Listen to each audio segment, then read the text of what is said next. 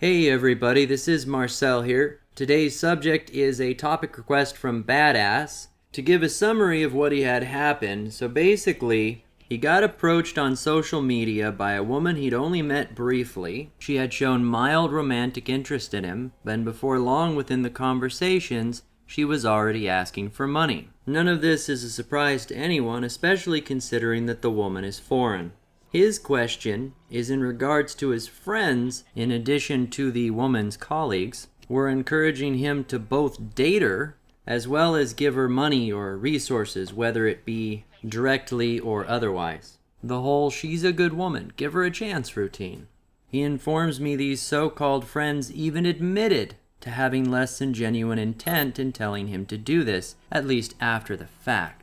By the end of this video, I hope to answer as to why the male friends would act in such a way, and go over some different versions on what I'm going to call peer pressure hookups. So firstly, right off the bat, in the perspective of the male friends, one of the gains from doing something like this is going to be pure entertainment. When I was younger, I used to love to send people on adventures looking for things like blinker fluid for vehicles, a bucket of ions for electrical work, anything I could come up with to troll someone or start crap with people. It's pretty typical male behavior, and it has a lot to do with establishing a pecking order amongst one's peers.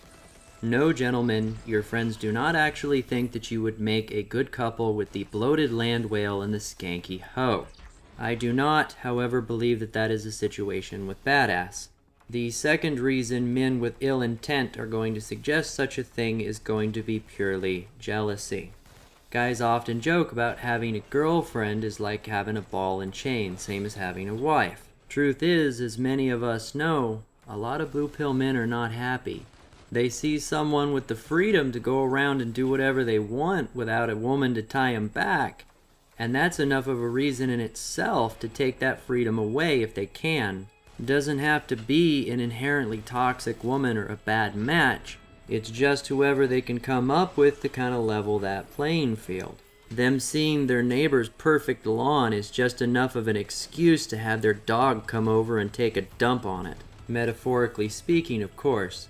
Then there's the final, more direct reason, which is that the presence of men who are not choosing to be on the plantation, who are not choosing to be part of relationships, invalidate those who choose to do so. Picture for a moment that a guy gets a brand new, overpriced truck, and he starts to feel buyer's remorse. One way that he could cope with his decision is to see that those around him have made the same choice, and that it's essentially what was needed to be done. It's normal. When someone doesn't have one yet, it's gonna be, "Hey buddy, when you get in your truck?" It may sound petty, but it actually can be subconscious. When all the guys stand around in a circle and talk about how much it sucks to be in debt, and you're the one person who doesn't nod their head and agree, it can make you a real target. Now, if a lot of people are listening right now thinking, "That's not me, I wouldn't do that," that's completely right. Most MGTOW are going to be above those kind of social games and pecking orders. We've risen above all that. Of course, not to assume you all are MGTOW. But for the run-of-the-mill blue pill cuck, it is very much still a reality. It can make an especially big difference if the people around know that a person's MGTOW. The conscious decision to not date as opposed to the inability to is an even bigger spotlight as to whether or not those men made the right decision to hook up with women in the first place. "No way," says the guy without a truck. "I want to save that money for college." Not to pick on trucks, of course. I actually like trucks myself. Now, from the perspective of a female, women have entirely different reasons for encouraging a guy to date someone. Firstly, let me point out that women will have a sense of camaraderie, specifically with each other against men. There will be some of them that will want to hook up one of their friends because she has low market value, can't find a boyfriend, is too busy, perhaps even just for their good deed of the day. I seriously doubt that any of it would be in the best interest of the guy. There are definitely scenarios where the girl will ask for help And there's even situations where they'll pull a whole bait and switch scenario on you. I've had women show interest in me just to have me go out with them to hook me up with their friend. Whether it's a shit test or not, it'll still screw with your head. I had one that was bold enough after I went out with her for a couple of weeks to straight up sit down and say, hey, you should go out with my friend here. Now, obviously she was just trying to dump me off on the other girl, but ends up that the girl she hooked me up with turned out to be a somewhat better girlfriend. Granted, it didn't work out either way. I still feel like I dodged a bullet. So those scenarios are not all inclusive when it comes to receiving pressure to get in a relationship. Obviously, you've got, family that are going to tell you because they want to see their genetic lineage go on, or they want to see that their children have about the same values or live the same lifestyle that they did. Some religions require relationships or marriage to maintain the framework of the family. That can certainly cause a great deal of pressure. Then you have societal pressure, not to mention marketing trying to sell you sex left and right. It can seem confusing, even overwhelming at times. What I would suggest to anyone that's faced with this kind of situation, getting strange advice to jump into something like that, I take the same approach that I do when it comes to my money.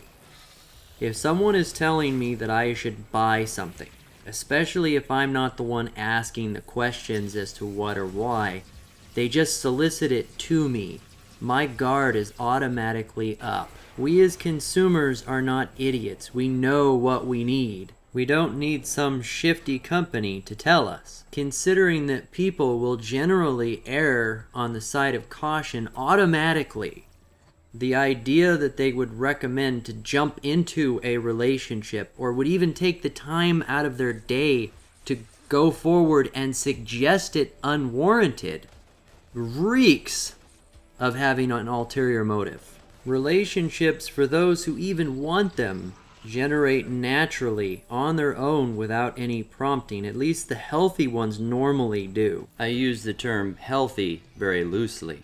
Even the idea that a relationship could be founded from like a friend's recommendation could put a sour taste in someone's mouth. At least it would for me. Anyway, badass, I hope that answered your question. I can probably go deeper into the psychology of it, though with our conversation it seems like you did a really good job seeing right through their bullshit. Now, for those of you who have been listening to updates of what I've got going on in my life, things got a little bit worse. My truck was broken into a couple of weeks ago, and they took everything. They took a lot of my equipment. They took my laptop. They took a big bag of dirty underwear from a trip that I went on, and they missed my sidearm. Of all the things they didn't steal, they didn't get my firearm. So, silver lining to the cloud, right? I had a glitched update that Windows was kind enough to put in my computer, and it fried something, and the entire system shut down. I got the blue screen of death, which I didn't even know existed on these new Windows operating systems.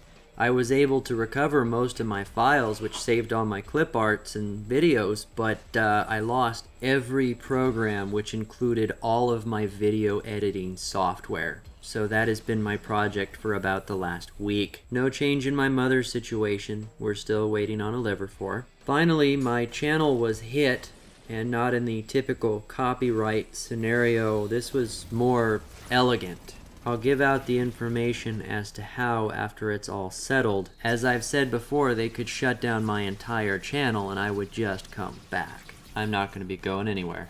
But that's enough depressing stuff. Tell me down below if you agree, disagree, what your thoughts are. Tell us if you've had your own scenario where someone has tried to hook you up with the worst possible person imaginable, and what you did about it. If you want to hear more content like this, like and subscribe.